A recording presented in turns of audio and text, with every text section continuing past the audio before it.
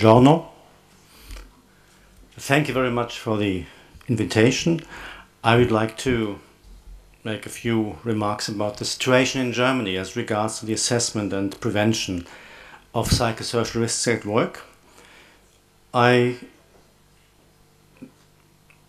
said it approaches and experience, methods, approaches, and some experiences what was done.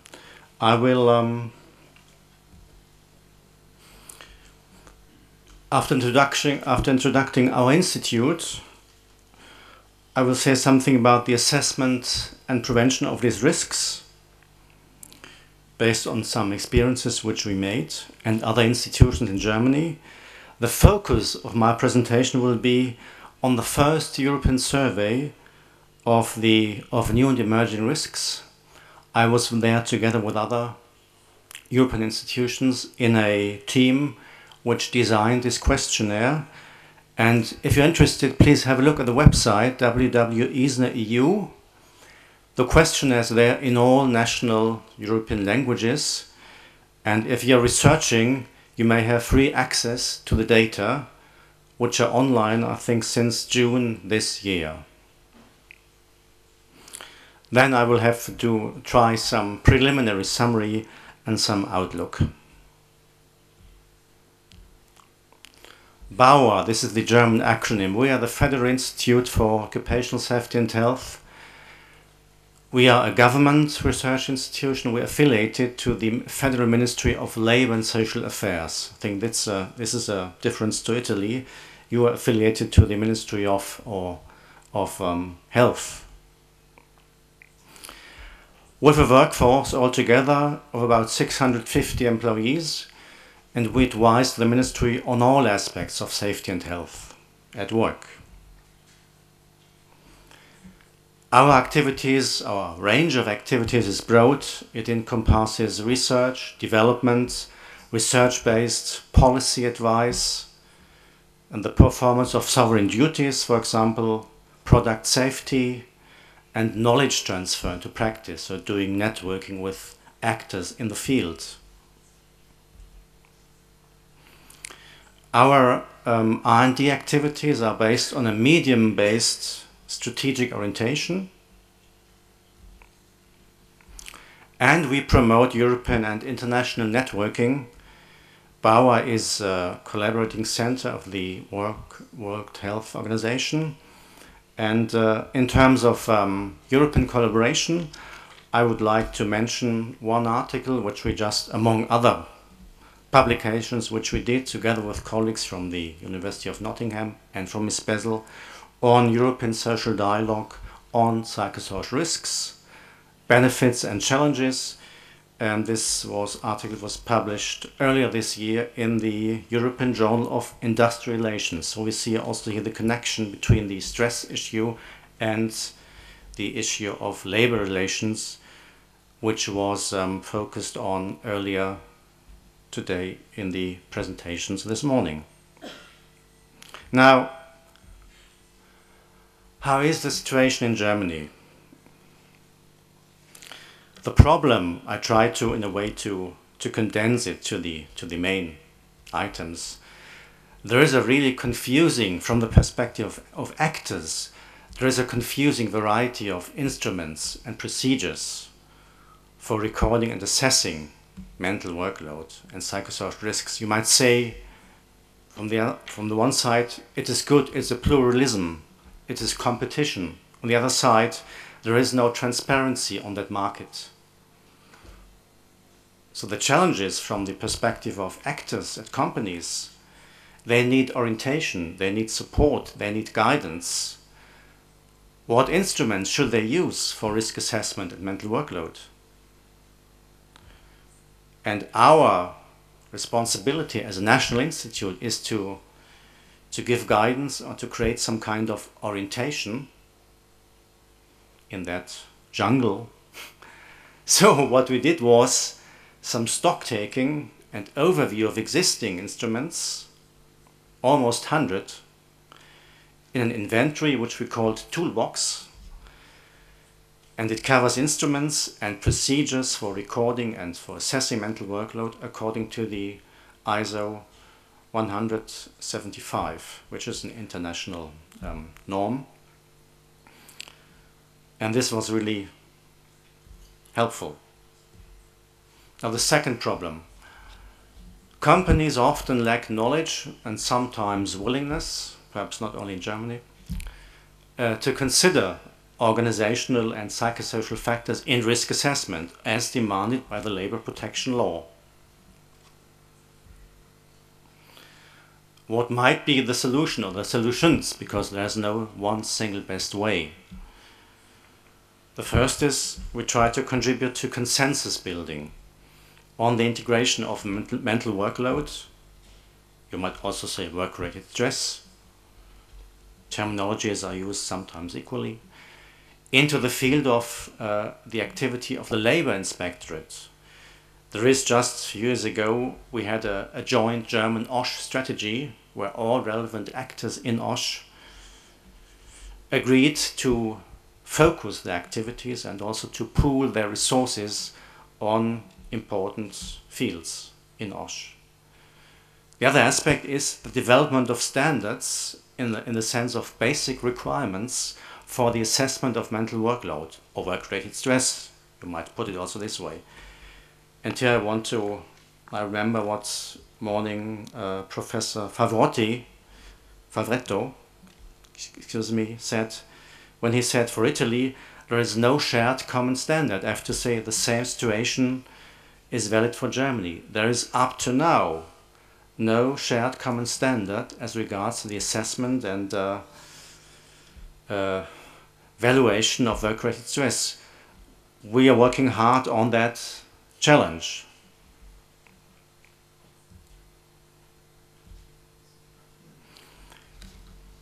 As I said, there is a variety of instruments, almost 100 in Germany, which are on the market on that issue, psychosocial risks. However, there are some instruments which are better. Better not only in terms of scientific quality, but also in terms of practical impact.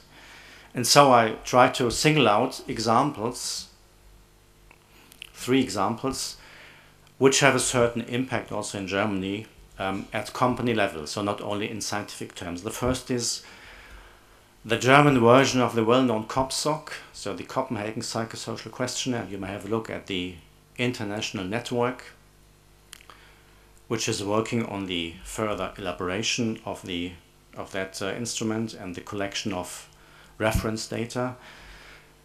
It's being used for practical purposes in administration, in health sector, in the education sector, for risk assessment, and at the same time it's used for scientific purposes for the formation of a job-specific database of psychosocial factors at work.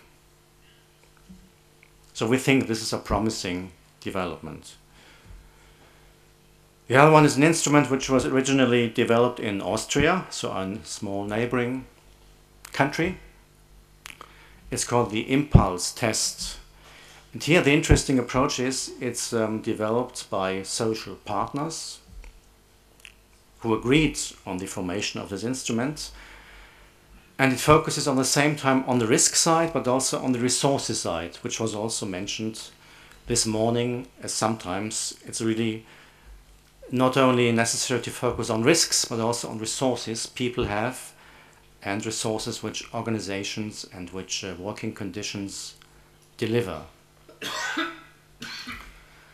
The third instrument, which Sergio Iavicoli mentioned in his presentation, is the so-called START procedure for the risk assessment and the risk management of work-related stress.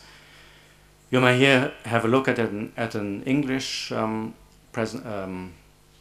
website where this instrument is described and some experiences are collected. It's an action-oriented instrument.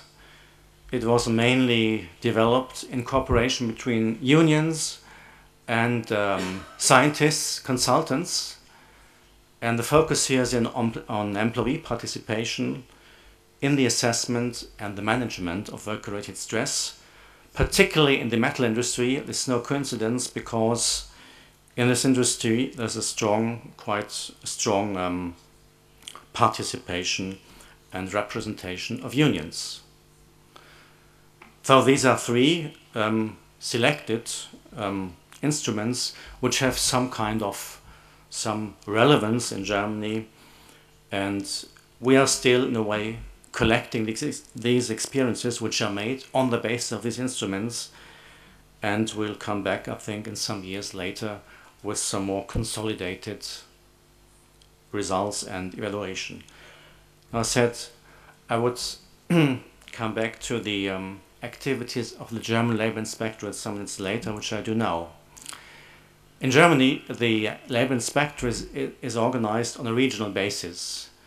And what we did here was to collect the field of activities of all 16 labor inspectorates in Germany and compared what do they do on risk factors, including psychosocial risks. This is the very small, the red bar. So you see, if you compare the proportions on information, consultation and surveillance, it's 1.3% their activity on psychosocial risks. On complaints, it's only 0.1%, and on sanctions, compulsory measures, it's 0%. So one might say that the labor inspectorate is somewhat lagging behind the challenges of the labor conditions, the working world today, but they're making some start. But the picture is still a bit problematic, and as was also mentioned this morning, it was said that the regulatory system is somewhat lagging behind the real situation. It might be the same with the activities of the Labor Inspectorate as regards psychosocial risks at work. Now, I come to the focus of my presentation, which is, as I mentioned before, the first European-wide study on new and emerging risks, now focusing on psychosocial risks. This study was conducted in 2009 in 31 European countries, and here I will present the data from Germany, which represents a sample of 1,510 persons, which here means these are OSH representatives from the management.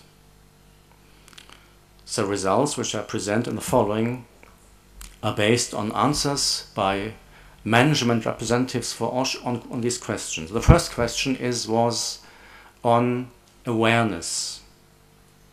What is the awareness for risk factors, including psychosocial risks, which are work-related stress, bullying, harassment, and violence? And if you compare it to the more traditional risks, that is to say accidents, musculoskeletal disorders, dangerous substances, you see there is still a bit lagging behind, but they are relatively high on the agenda, in particular work-related stress. And what we also did was we stratified the sample for the presentation of the results by company size, because many studies show that OSH management shows important differences between small companies, SMEs, and bigger companies. Now, when we go into more detail, we see here the profile, what, according to what managers say and what they perceive, are important factors which contribute to psychosocial risks at work. And as we might expect, one of the important factors are time pressure, having to deal with difficult customers, patients, but also peer communication between management and employees. And interestingly, in big companies, this communication problem is bigger than in smaller ones. Perhaps there are more informal patterns of communication in SMEs, which are in a way favorable to a good company culture. And if you have a look at the item problems in supervisor-employee relationships, this problem is seen as much more relevant in bigger companies in comparison to small companies. So perhaps in a certain way, the traditional assumption that there is the performance of OSH is worse in small companies than in bigger companies is not always true. Now we asked, what are the motives for establishments to act on psychosocial risks, according to, again, what managers say. Interesting, the first, this is a multi-punch answer. The first most important item was legal obligations, so the regulatory system. The second one, employee requests, particularly in big companies. And then client requirements, pressure from labor inspectorate, decline in productivity, and last not least, high absenteeism, in particular in bigger companies. However, it seems a bit as if the so-called business case or the economic reasons as a motive to act on these risks doesn't seem to be as relevant as often expected or often mentioned in the literature or in the public discourse. Now, what do companies practically do? What does it mean they address psychosocial risks? First, they have procedures in place. Again, here, there is a big variation in terms of company size. So, the bigger the company, the higher is the proportion of companies, of enterprises, which have procedures in place. And there might be some, in a way, what does company size mean? Company size means also they have more structures. They might perhaps have a more active works council, which is acting on these problems. Now, procedures is the one thing. The other thing is measures. What do company practically do to tackle these risks, according to what managers say? This profile of activities is headed by provision of training, confidential counseling for employees. So we might say this is more secondary prevention. Then changes to the way the work is organized, a redesign of the work area, changes to working time arrangements, which is more, as we would put it in the OSH terminology, primary prevention, and setup of a conflict resolution procedure, what might be a prevention measure at the connecting the individual with the organizational level. Again, here we see some variation in terms of enterprise size. Now, it's often mentioned also in the literature, psychosocial risks is a very delicate or sensitive issue. And as expected, this view was confirmed in the response of the managers. So many of them say it's really more difficult to deal with these risks in comparison to other so-called traditional health and safety issues. And also, interesting enough, also for me, this difference or this perception of this problem being more different, this perception is articulated very fast in bigger companies. So again, here it may be the case that in bigger companies there are communication barriers perhaps to articulate and to address these problems.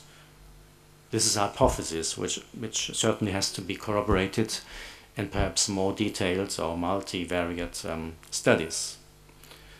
Now, here we talk about difficulties to address this issue.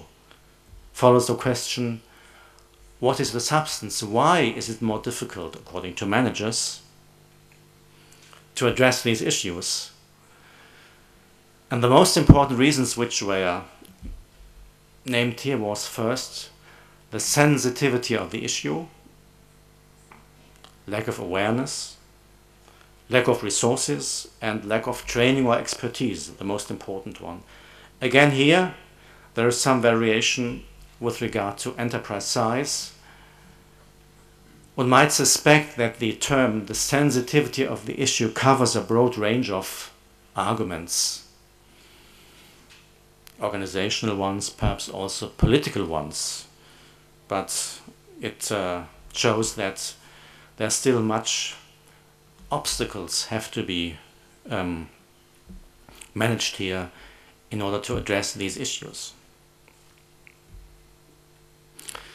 Now we have the chance in the ESNA questionnaire also not only to ask questions to the managers, also to the health and safety representatives of the employees.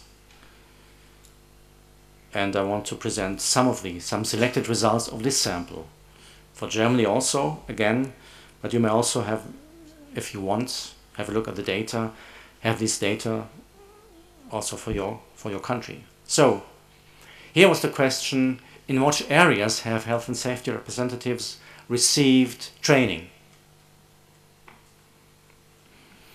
And now if you compare, they have received training in terms of, as regards the traditional risk factors, prevention of accidents, fire safety or ergonomics, but also violence or bullying, harassment, and work-related stress, the last bar. And here's interesting, a very great variation in the proportion according to company size. So we might suspect that in bigger companies there is more activity or more problem awareness on these new risks as compared to smaller companies. As regards a question of company culture, does the establishment inform employees about psychosocial risks and their effect on health and safety? Interesting enough, also here it seems that in smaller companies the problem awareness seems to be greater. Perhaps again also here there are more personal relations between employees and the head of the company or the boss, as compared to bigger companies where the structures are more formal, perhaps more bureaucratic.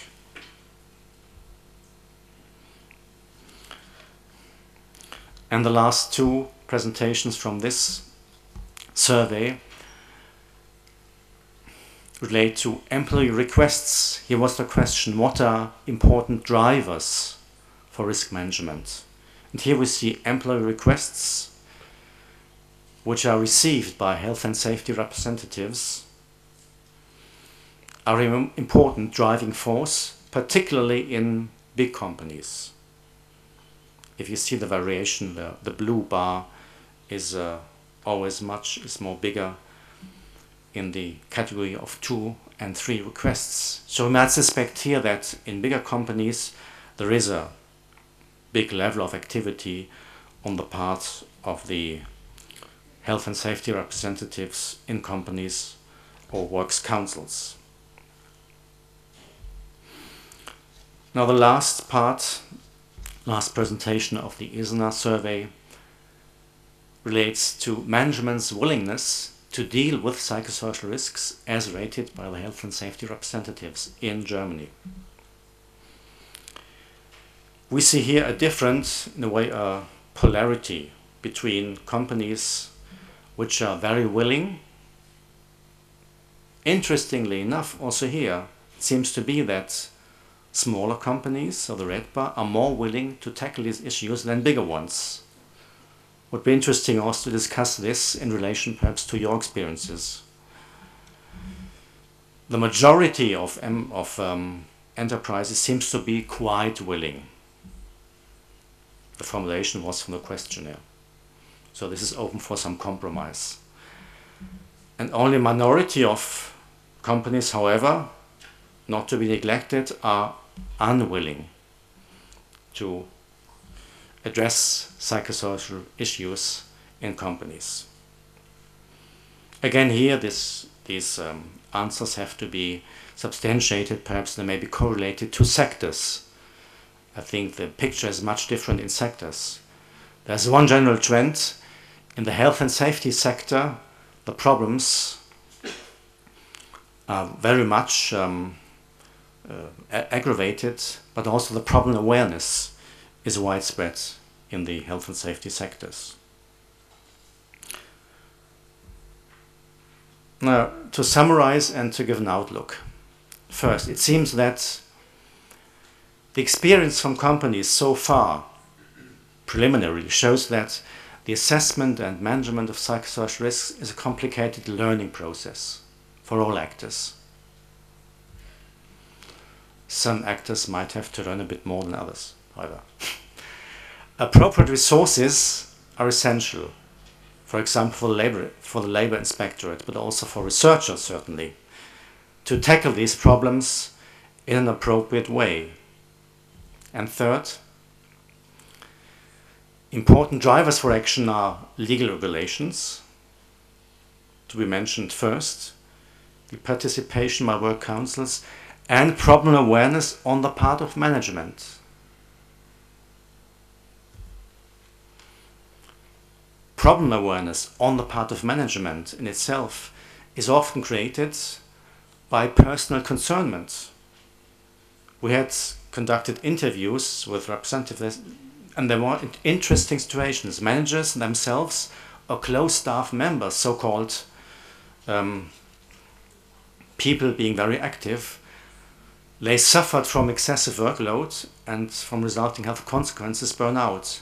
And if that was the case, they were very active on these problems in the company. So that was personal concernment was a very important driver for action. Now to give an outlook. Preliminary.